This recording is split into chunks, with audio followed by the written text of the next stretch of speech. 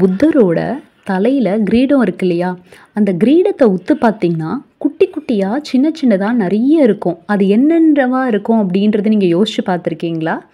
So இந்த video ஃபுல்லாக பார்க்குறதுக்கு முன்னாடியே உங்களுக்கு இது என்னன்னு தெரியும்னா கமெண்ட் செக்ஷனில் போஸ்ட் பண்ணுங்கள்.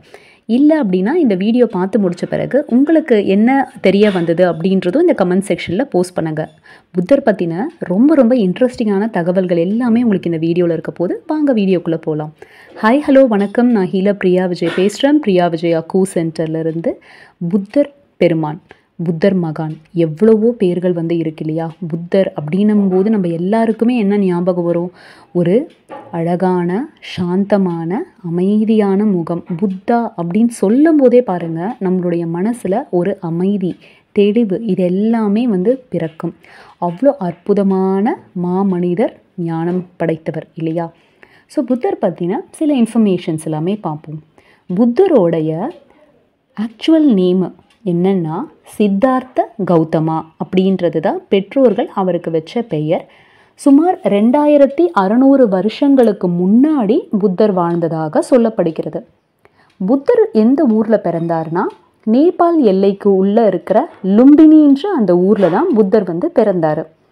புத்தருடைய அப்பா பார்த்திங்கன்னா சுதோதனா, அம்மா மாயாதேவி. இவருக்கு பார்த்திங்கன்னா கூட பிறந்தவங்க சுந்தரி நந்தா அப்படின்றவங்க, சுந்தரி அப்படின்றவங்க, நந்தா அப்படின்றவங்க. ஸோ அவருடைய பிரதரை பார்த்திங்கன்னா சுந்தரானந்தா அப்படின்னும் சொல்லுவாங்க, இல்லை நந்தா அப்படின்னும் சொல்லுவாங்க. சுந்தரானந்தா அப்படின்னா ஹேண்ட்ஸமான, ரொம்ப அழகான, நந்தா அப்படின்றது பெயர். இவர் பார்த்திங்கன்னா இவருடைய தம்பி. இவர் பிறக்கிறதுக்கு முன்னாடியே பார்த்திங்கன்னா இவருடைய தாயாரான மாயாதேவியின் கனவுல ஒரு வெள்ளை யானை மீது அவங்க தாயார், அதாவது மாயாதேவி அம்மா பயணம் செய்வதாகவும், அதில் பார்த்திங்கன்னா அந்த இதையே அதை வெள்ளை தாமரை சுமந்து செல்வதாகவும் இவங்களுடைய கனவுல தோன்றுச்சான்.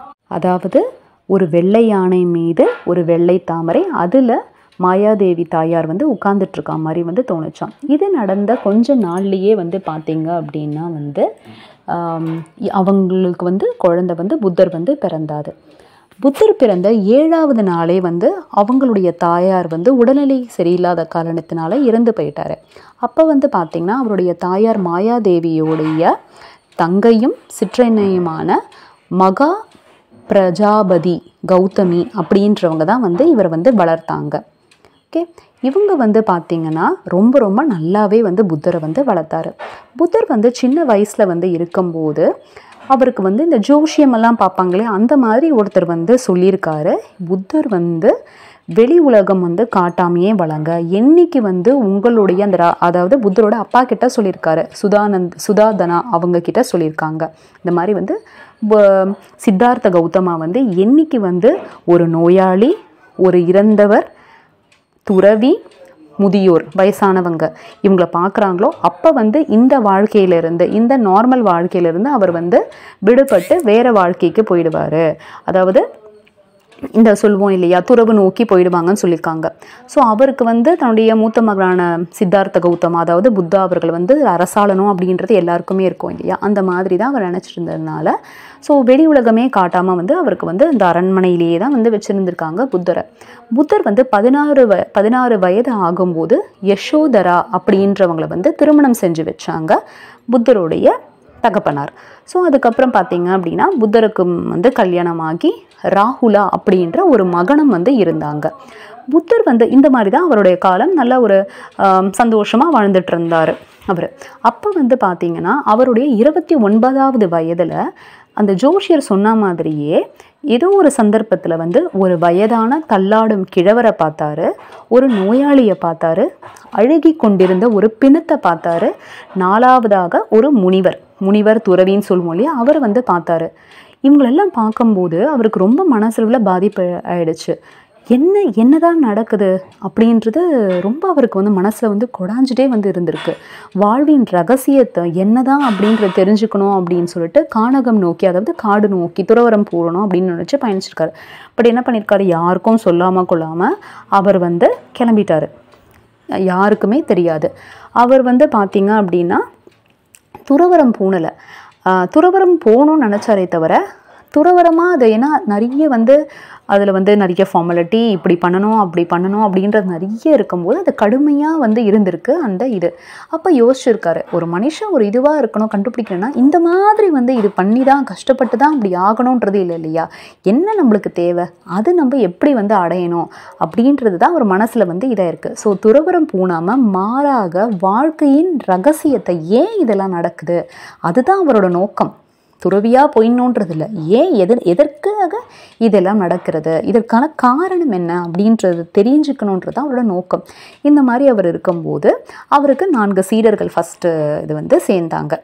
ஓகே, அதுக்கப்புறம் பார்த்திங்கன்னா நீரஜா நதிக்கரை இருக்கு இல்லையா, ஸோ இந்த இதில் வந்து நீரஜா நதிக்கரையோரம் என்ன பண்ணாருன்னா தன்னுடைய 35வது வயதில் பாருங்கள், 29th ஏஜ் 29வது வயதில் வீட்டை விட்டு வெளில வந்திருக்காரு, அரண்மனை வாழ்க்கையை விட்டு. அதுக்கப்புறம் தன்னோட 35வது வயதில் அவர் இந்த மாதிரி வந்து இது அலைஞ்சிட்டு இருக்கும்போது இந்தியாவின் தற்போதைய பீகார் மாநிலத்தில் உள்ள கயை, காசி கயான்னெல்லாம் சொல்லுவோம் இல்லையா, கயை என்னும் இடத்துல சுஜாத்தை அப்படின்ற ஒரு பெண்மணியிடம் ஸோ வந்து மோர் வாங்கி, ஏன்னா அப்போல்லாம் பார்த்தீங்கன்னா அந்த பிக்ஷம் எடுத்து தான் இது பண்ணுவாங்க இல்லையா, ஸோ மோர் வாங்கி கொடுத்து விட்டு அங்கே ஒரு போதி மரம் இருந்திருக்கு. இந்த போதி மரம் வந்து பார்த்திங்கன்னா நீரஜா நதிக்கரையோரம்னு சொல்லுவாங்க, நிரஞ்சனா ரிவர் அப்படின்னும் சொல்லுவாங்க. இந்த நிரஞ்சனா நதிக்கரையோரத்தில் என்ன பண்ணியிருக்காரு அப்படின்னா அவர் வந்து ஒரு போதி மரத்தடையில் அமர்ந்திருக்காரு சித்தார்த்த கௌதமர்.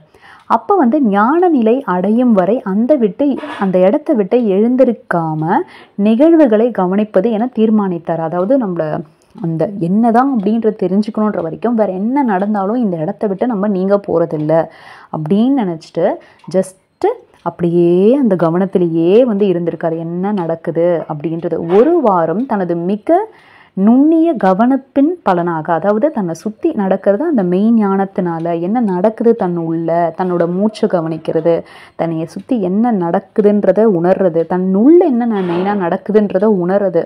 ஸோ ஒரு வாரம் மிக நுண்ணிய கவனிப்பின் பலனாக முதல் முறையாக கவலைக்கும் துன்பத்திற்குமான காரணம் பற்றியும் தான் முதன்முறையாக மிக மகிழ்ச்சியாக அப்பொழுது இருப்பதையும் உணர்ந்தார். ஸோ அப்போ வந்து அதனால் அந்த ஒரு மனசு குழப்பமாகவே இருந்திருக்கு. அப்போ தான் வந்து பார்த்திங்கன்னா அவருக்கு வந்து தெளிவு சொல்லுவாங்க இல்லையா, புத்தருக்கு வந்து போதி மரத்தில் ஞானம் பெற்றா மாதிரின்னு சொல்லுவாங்க இல்லையா, அதுதான் வந்து இப்படி தான் வந்து அவருக்கு ஞானம் பெற்று உணர்ந்தார். புரிந்துணர்வே ஞானத்தின் அடிக்கல் என்பதை உணர்ந்தார். நம்ம எந்த விஷயமே நல்லா புரிஞ்சுக்கணும், அதுதான் நம்மளுடைய ஞானத்தின் பேஸ் அப்படின்றத உணர்ந்தார். புத்தர் ஞானம் பெற்ற அவ்விடம் இன்னைக்கும் பார்த்தீங்கன்னா புத்தகயா என்று புத்த மதத்தினரின் யாத்திரை தலமாக விளங்குகிறது. ஸோ இப்போ காசி கயா அது வந்து சொல்லுவோம் இல்லையா புண்ணிய ஸ்தலங்கள்ன்ட்டு, ஸோ அந்த அளவுக்கு இது இருக்குது. ஸோ புத்தர் பற்றினா கொஞ்சம் முக்கியமான விஷயங்கள் எல்லாமே பார்த்தோம். புத்தர் பற்றி சொல்லணும்னா சொல்லிகிட்டே இருக்கலாம். இப்போ நம்ம இன்னொரு முக்கியமான விஷயத்துக்கு வந்து வருவோம். இந்த வீடியோட ஸ்டார்டிங்கில் நான் சொல்லியிருந்தேன் இல்லையா, புத்தரோட தலையில் கிரீடத்தில் சின்ன சின்னதாக என்ன இருக்குது அப்படின்றது தெரிஞ்சுதான் உங்களுக்கு. புத்தரோட தலையில் கிரீடம் போல் இருக்கிறது என்னன்னா நத்தை, ஸ்னெயிலுன்னு இங்கிலீஷில் சொல்லுவோம், நத்தைன்னு சொல்லுவோம் இல்லையா, ஊர்ந்து போவோம் இல்லையா. ஸோ இது எப்படி வந்து நடந்துச்சுன்னா புத்தர் வந்து தன்னோட அந்த மெடிடேஷன் அந்த இதில் வந்து இருக்கும்போது பயங்கரமான கடும் வெயில் மழை எல்லாமே இருக்கும் இல்லையா. ஒரு நாள் வந்து பார்த்திங்கன்னா பயங்கரமான வெயில், கண்ணெல்லாம் எதுவும் திறக்கவே இல்லை, அந்த தவமாக அப்படியே வந்து இருந்திருக்காரு. ரொம்ப வெயிலாக இருக்கிறத பார்த்துட்டு என்ன பண்ணியிருக்கு, ஒரு நத்தை ஃபஸ்ட்டு வந்து ஏறி அவர் தலை மேலே உட்கார்ந்துருக்கு. தென் பார்த்திங்கன்னா எப்பயுமே ஒன்று போச்சுன்னா இன்னொன்று எல்லாமே வரும் இல்லையா, அதே மாதிரியே அடுத்தடுத்தடுத்து நிறைய நத்தைகள் போய் அவருடைய தலையில், நத்தை பார்த்திங்கன்னா சில்னஸ் இருக்கும், ஆக்சுவலாக நத்தை ஓடு ஷெல் மேலே இருக்கும், கீழே அந்த நத்தை இருக்கும் இல்லையா அது சில்னஸ் இருக்கும். அந்த வெயிலின் தாக்கத்தினால புத்தரோட தலை மேலே அவ்வளோ வெயில் படுறதை பார்த்துட்டு ஒரு நத்தையாக போய் அவர் தலை மேலே உட்கார்ந்துருந்துருக்கு. அந்த எத்தனை நத்தை தெரியுமா, மோஸ்ட் எல்லாருக்கும் தெரிஞ்சிருக்கும், 108 அப்படின்றது ரொம்ப ரொம்ப விசேஷமான நம்பருக்கு ஆக்சுவலாக எல்லாருக்கும் தெரிஞ்சிருக்கும். நம்ம மந்திர ஜபம் நாம ஜபம் சொன்னோமே 108 அப்படின்றது வந்து பேஸ் சொல்லுவோம் இல்லையா. 108 நத்தைகளும் அவரோட தலையில் போய் உட்காந்து இருக்குது, அவருடைய தலையில் வெயில் உள்ளுக்குள்ளே போகாமல் இருக்கிறதுக்காக. ஸோ அந்த நத்தை போய் பார்த்திங்கன்னா அவரோட தலையில் ஒரு மணிமுகுடமாக இருந்து அவரை வந்து காத்திருக்கு. ஸோ அதற்கு பெருமை சேர்க்கும் வகையில், நத்தைக்கு மரியாதை தரும் வகையில், அதனால தான் புத்தருடைய நீங்கள் ஃபோட்டோஸ் பார்த்தீங்களாலும் சிலை பார்த்தீங்கனாலும் புத்தரோட தலையில் குட்டி குட்டியாக சேர்ந்து கிரீடம் போல் காட்சியளிப்பது நத்தை தான். ஸோ பாருங்கள் எவ்வளோ அற்புதமான ஆச்சரியமாக இருக்கு இல்லையா? ஸோ ஹோப் நான் இப்போ சொன்ன விஷயங்கள் எல்லாமே உங்களுக்கு யூஸ்ஃபுல்லாகவும் இன்ட்ரெஸ்டிங்காக இருக்கும்னு நினைக்கிறேன். ஸோ உங்களுக்கு பிடிச்சிருந்தா லைக் பண்ணுங்கள், கமெண்ட் பண்ணுங்கள், ஷேர் பண்ணுங்கள். சப்ஸ்கிரைப் பண்ணாதவங்க கண்டிப்பாக சப்ஸ்கிரைப் பண்ணுங்கள். அண்ட் தென் பெல் நோட்டிஃபிகேஷன் ஐக்கானை கிளிக் பண்ணிக்கோங்க. ஸோ அப்போ தான் நம்ம போடுற வீடியோஸ் தென் அண்ட் தேர் உங்களுக்கு வரும். ஆரோக்கியமான உலகை இயற்கையான முறையில் உருவாக்குவோம். நன்றி.